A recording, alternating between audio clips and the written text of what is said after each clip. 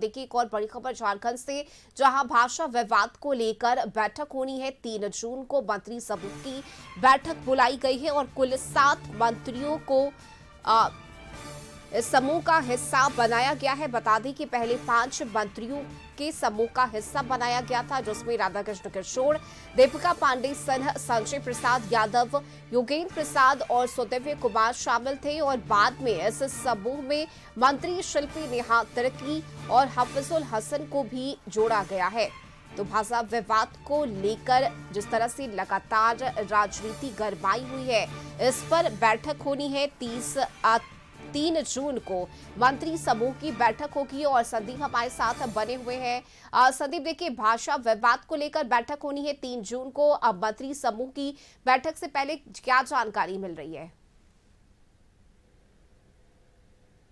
आज कहीं ना कहीं इस भाषा विवाद को देखा जाए तो मुख्यमंत्री ने 5 सदस्यीय एक टीम कमेटी का जो गठन किया था, उसमें 2 लोगों की जो कमेटी है उसमें 2 लोगों की संख्या और बढ़ गई है, जिसमें मंत्री शिल्पी नेहा तिर्की को भी शामिल किया गया है और हफीजुल हसन को भी। इससे पहले यदि उस कमेटी की बात करें तो उस कमेटी में मंत्री राधाकृष्ण किशोर, मंत्री संजय यादव, मंत्री योगेंद्र प्रसाद, सुदिव्य कुमार सोनू और मंत्री दीपिका सिंह पांडे को शामिल किया गया था। हालांकि 2 बैठकें उस 5 सदस्यीय कमेटी की 2 बार हो चुकी है, पर उस पर कोई निर्णय अंतिम नहीं हो चला था। यही वजह है कि उसमें 2 सदस्यों को और उसमें डिप्यूट किया गया है, यानी अब उस कमेटी की संख्या 7 हो गई है, जिसमें नए जो सदस्य हैं वह मंत्री शिल्पी नेहा तिर्की और मंत्री हफीजुल हसन को शामिल किया गया है, जिसकी अगली बैठक 3 जून को आहूत की गई है।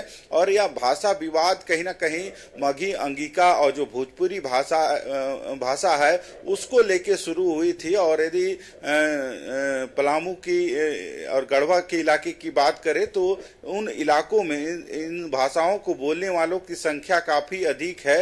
और यही वजह है कि शुरू से जो उधर उस इलाके के जो प्रतिनिधित्व करते हैं राजनेता, वे शुरू से मुख्यमंत्री से भी यह अपील कर रहे थे और अपनी जो मांग थी वो रख रहे थे कि इसको उसमें शामिल किया जाए, पर कहीं ना कहीं यह विवाद उभरता गया और उसके बाद सरकार को एक कमेटी बनानी पड़ी ताकि इसका समाधान हो सके। हालांकि अब देखना होगा 3 जून को जो नई कमेटी में 2 लोगों को शामिल किया है, यानी 2 मंत्रियों को और भी शामिल किया गया है, तो क्या इस भाषा विवाद का समापन कैसे होता है, माने इसका अंत कैसे होता है। और सरकार ने जरूर कमेटी बनाई है कि इस भाषा विवाद को खत्म किया जाए, क्योंकि कुछ लोग इसके पक्ष में हैं तो कुछ लोग इसके विपक्ष में भी नजर आ रहे हैं। और यही वजह है कि यह जो भाषा विवाद है लगातार बढ़ता जा रहा है। पर 3 तारीख को अब जो बैठक है तो उसमें क्या निष्कर्ष निकल के आते हैं इस भाषा विवाद पर, तो वो देखने वाली बात होगी। बिल्कुल संदीप, नजर बनी रहेगी। महत्वपूर्ण बैठक होनी है 3 जून को। फिलहाल बहुत शुक्रिया आपका इस जानकारी के लिए।